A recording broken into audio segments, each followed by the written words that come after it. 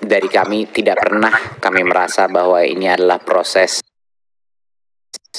yang sempurna.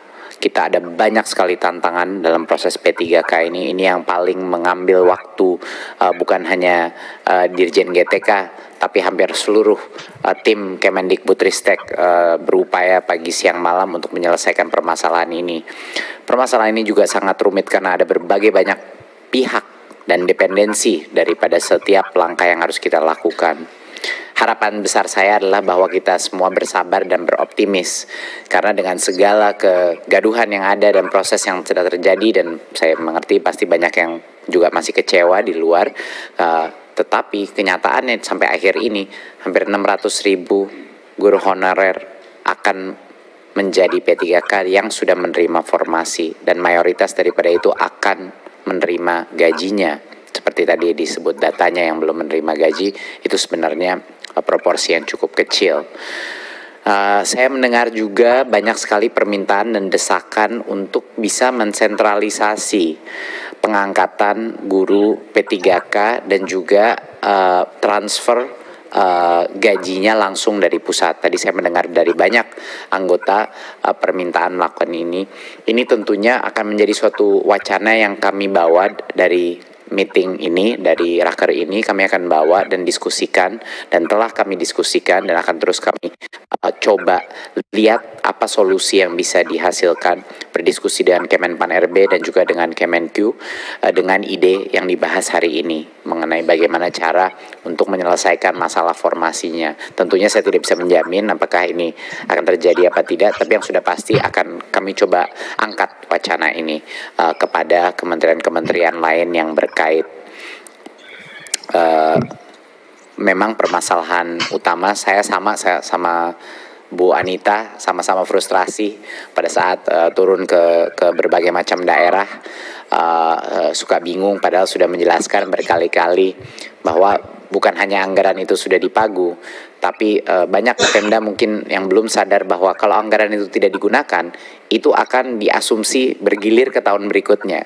Jadi secara teknis kalau tidak dikeluarkan anggaran itu, anggaran totalnya Pemda itu akan berkurang tiap tahun, dan itu yang mungkin bisa juga dibantu komunikasikan kepada anggota Komisi 10 kepada masing-masing Pemda bahwa memang sudah di-earmark gitu, tapi memang kami akan terus berjuang, terus bersosialisasi kepada setiap daerah untuk memastikan dan meyakinkan bahwa ini adalah harusnya prioritas nomor 1 gitu. Kenyataannya adalah kenapa waktu misalnya Bu Anita mengecek dan ternyata ada anggarannya, kenyataannya adalah anggaran itu tidak diprioritaskan untuk guru honorer, tapi ada kebutuhan lain yang mungkin dianggap lebih penting. Realitanya adalah itu. Jadi itu yang mungkin harus kita bantu bersama-sama gotong royong menekan kepada Pemda bahwa prioritas nomor 1 adalah pendidikan, dan prioritas nomor 1 di pendidikan adalah guru-guru honorer yang sekarang belum menerima nafkah yang layak.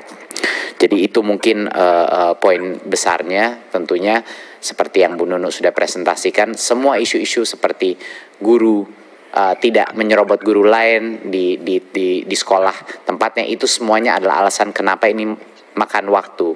Komitmen kami adalah ini akan mayoritas daripada isu ini akan selesai sampai dengan akhir 2024. Kami akan usahakan apa yang kita bisa selesaikan di tahun ini, tetapi ini adalah proses yang terus berjalan, Bapak Ibu. Jadi mohon bersabar. Memang nggak akan semuanya puas di tahun ini, tapi tahun depan lebih banyak lagi yang puas, lebih sedikit lagi yang tidak puas. Tahun berikutnya akan sangat sedikit yang tidak puas dan lebih banyak yang puas. Jadi itu adalah proses, dan kami mohon kesabaran dari semua pihak untuk kami melakukan ini. Karena belum pernah ini terjadi sebesar ini dan sebanyak ini yang menjadi P3K. Dalam berpuluh-puluh tahun belum pernah. Jadi ini adalah suatu hal yang memang mungkin kerepotan inilah yang harus kita lalui untuk bisa menyelesaikan masalah ini. Permasalahan seleksi guru P3K, Komisi 10 DPR RI menyampaikan pandangan. A. Mendesak Kemendikbudristek RI untuk sungguh-sungguh menyelesaikan sisa permasalahan seleksi guru P3K tahap 1 dan tahap 2, mulai dari permasalahan SK, NIPP P3K, pendanaan, gaji dan tunjangan, sampai formasi P3K, serta memastikan permasalahan pada tahap 1 dan tahap 2 tidak terjadi lagi dalam proses seleksi tahap 3 di tahun 2022 ini.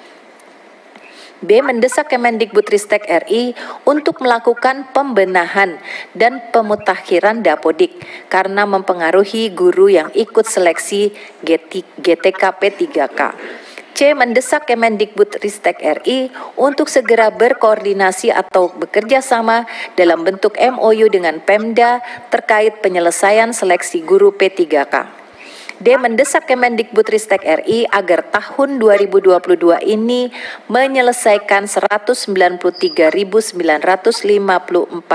guru pelamar prioritas 1 yang lulus passing grade namun belum mendapatkan formasi untuk mendapatkan formasi dan SK, khususnya sejumlah 24.876 guru yang lulus passing grade dan belum ditempatkan karena masih belum tersedianya kuota formasi ataupun kebutuhan bidangnya, dan 41.892 guru yang tidak tersedia formasi yang masih memerlukan koordinasi dengan Pemda.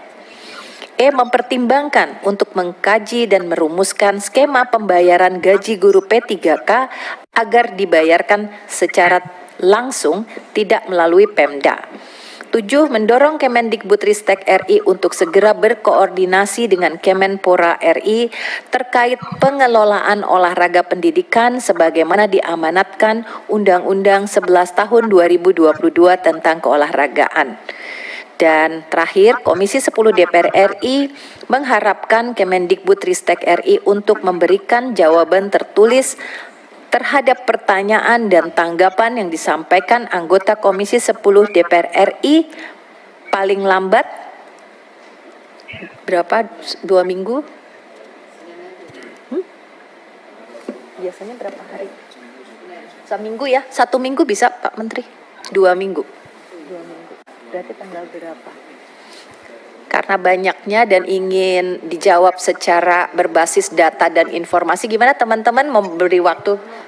Terlalu lama, nggak sabar ya? 1 minggu aja. Nggak bisa.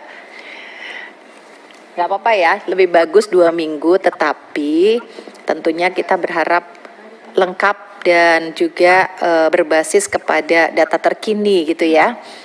Gimana teman-teman?